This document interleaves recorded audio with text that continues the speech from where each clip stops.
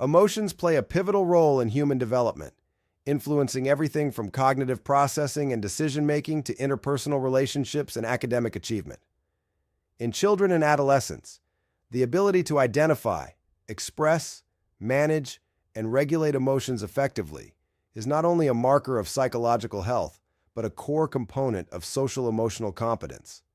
As an educator, understanding the processes and challenges associated with emotional development allows for early identification of emotional dysregulation, implementation of emotionally responsive classroom practices, support for students in distress, and promotion of emotional intelligence that enhances learning and life skills. This module delves into theoretical foundations of emotional development, neurological and biological underpinnings of emotion, stages and milestones in childhood and adolescent emotional growth, emotional regulation strategies, common emotional disorders and difficulties, culturally responsive emotional support, the educator's role in modeling and nurturing healthy emotional behavior. One understanding, emotional development. What is emotional development? Emotional development refers to the process by which children and adolescents recognize their own emotions, understand the emotions of others, empathy, express emotions appropriately, regulate emotional responses to different situations. It is a dynamic and socially constructed process, evolving through interactions with caregivers, peers, and environments. Two biological and neurological bases of emotion. Amygdala processes threats and triggers, emotional reactions, especially fear. Prefrontal cortex, responsible for emotion regulation, judgment, and impulse control, develops significantly in adolescence. HPA axis, hypothalamic pituitary adrenal, regulates stress responses through cortisol production. Mirror neurons contribute to emotional resonance and empathy. Brain maturation directly influences a child's capacity to self-regulate. Emotional reactivity is higher in early childhood and adolescence due to neurobiological sensitivity. 4. Theoretical frameworks. 1. Paul Ekman's Basic Emotions Theory. Emotions like happiness, sadness, anger, fear, surprise, and disgust are universal. Facial expressions are biologically hardwired and culturally consistent.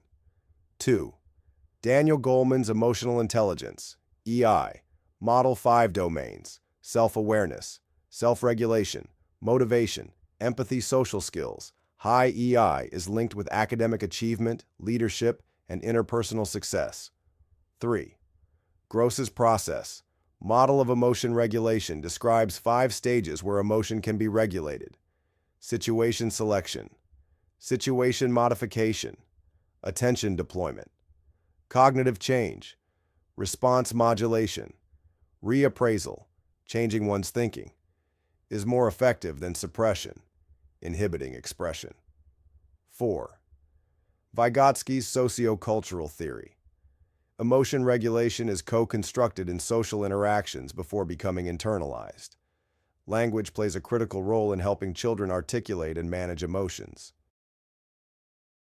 6 common emotional disorders and learner's anxiety disorders: separation anxiety, generalized anxiety, social phobia, depression, persistent sadness, fatigue, irritability, and low self-esteem. Oppositional defiant disorder, ODD, hostility, anger, and defiance toward authority figures. Conduct disorder, aggression, violation of rules, disregard for others. Emotion dysregulation, ED, characterized by intense, poorly modulated emotional responses. Note, many of these issues manifest as behavioral problems or academic disengagement, making early recognition essential. 7 cultural contexts of emotional development. Culture dictates which emotions are appropriate to express and when. Collectivist cultures, e.g., many African Asian communities, emphasize group harmony and emotional restraint. Individualist cultures, e.g., Western societies, value emotional expression and autonomy. Teachers should understand your cultural backgrounds to respond to emotional needs appropriately. 8. The educator's role in emotional development. Classroom practices. Foster an emotionally safe environment. Build trusting teacher-student relationships. Recognize and validate students' emotions. Social emotional learning, SEL. SEL programs. Integrate emotion recognition, regulation, empathy, and interpersonal skills into the curriculum. Key frameworks include Cassell's 5 competencies: self-awareness, self-management, social awareness, relationship skills, responsible decision-making educator. Emotional competence teachers must manage their own emotions to effectively support others. Emotional burnout, compassion fatigue, or bias can impair emotional support. 9. Identifying students in distress signs include sudden changes in mood or behavior, withdrawal from peers or activities, chronic fatigue or poor concentration, excessive crying, anger or aggression, decline in academic performance. Educator responses. Maintain confidentiality and empathy. Use non-judgmental, open-ended questions. Refer to school counselors or psychologists when necessary. Summary.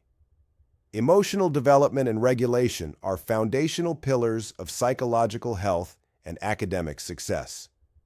Children and adolescents who can recognize, understand, and manage their emotions are better equipped to handle interpersonal challenges, persist through academic struggles, build confidence and resilience, and develop lifelong emotional intelligence. Educators serve as emotional architects, shaping the emotional climate of the classroom and the competencies of their learners. I hope you will join us in the next course. I look forward to congratulating you upon the completion of this course.